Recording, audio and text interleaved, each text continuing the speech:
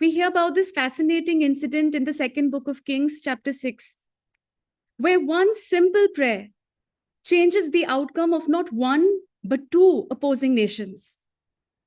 To give you a little context, the king of Aram has been told that Elisha the prophet is the reason why all his plans of attacking Israel are repeatedly thwarted. So the king of Aram comes with horses and chariots to kill one man. And when? In the dead of night. They come by night. But Elisha's servant wakes up early morning. The play of light where the prophet is and the night where the enemy is intentional. So what does the servant see? He sees that they are surrounded by thousands of horses and chariots.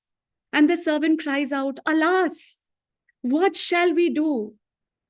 Elisha tells him, "Do not be afraid, because they are more on our side than they are on theirs." What math Elisha learned, we do not know, but he follows it with a prayer. "Oh Lord, please open his eyes that he may see."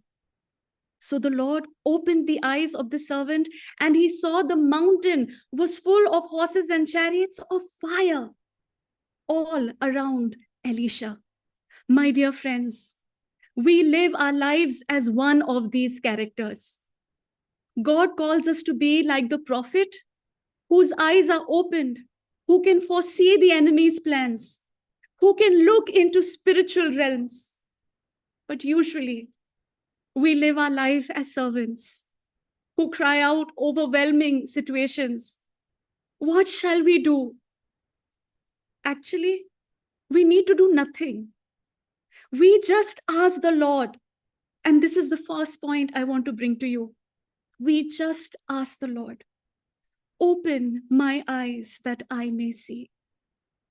My dear brothers and sisters, maybe you find yourself all alone and feel overwhelmed.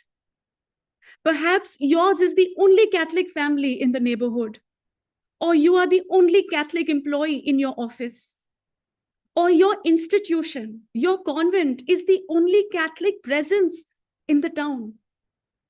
And maybe people are harassing you. Perhaps as a priest, you are alone in a mission station, forgotten, with no help around. Remember this.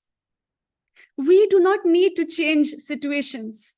That God will do. We only need our eyes to be opened. Incidentally, this is also what we've been praying in our intercessory prayers. Now let's see what follows this simple but amazing prayer. Elisha strikes the enemy blind, leads them straight into Samaria. The king of Israel wants to kill them. He literally asks twice, "Shall I kill them? Shall I kill them?" Elisha emphatically responds, "No, don't do that. Give them food and drink." And because of the good treatment shown to the Arameans and because they were sent back safely, they no longer came raiding into the land of Israel. What's happening here?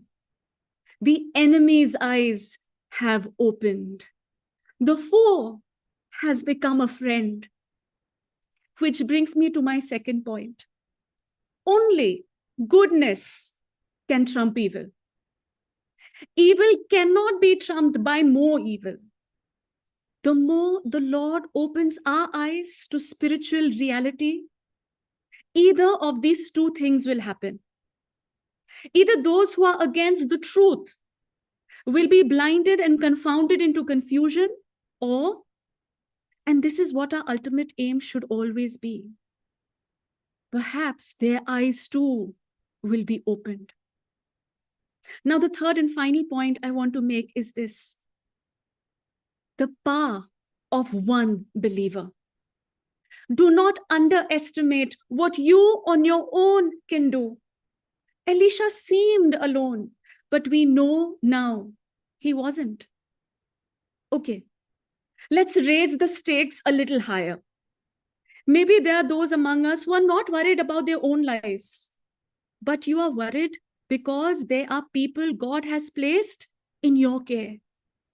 Maybe you're the superior of a community and you are worried for the safety of your young nuns. Maybe you are families with little children, elderly people, and you're worried for them. Perhaps as a priest, you're worried about the welfare of your parishioners. Elisha too had someone in his care, but we know he was not alone. If you are living in fear and find yourself alone, may I request you to do something right now. Close your eyes for a moment. Imagine yourself in a vast, barren land. You hear the sounds of hooves beating on heavy ground. You see a thick black smoke rising in the distance. We will make the same prayer Elisha made. Lord, open my eyes so I can see. Now I want you to turn your gaze heavenward. See the hosts of angels. See the saints. See the martyrs. See the God of angel armies. See the Queen of heaven and earth, whom we call our mother. And believe in your heart. Be convinced about this. There is always, always more on our side than they are on theirs.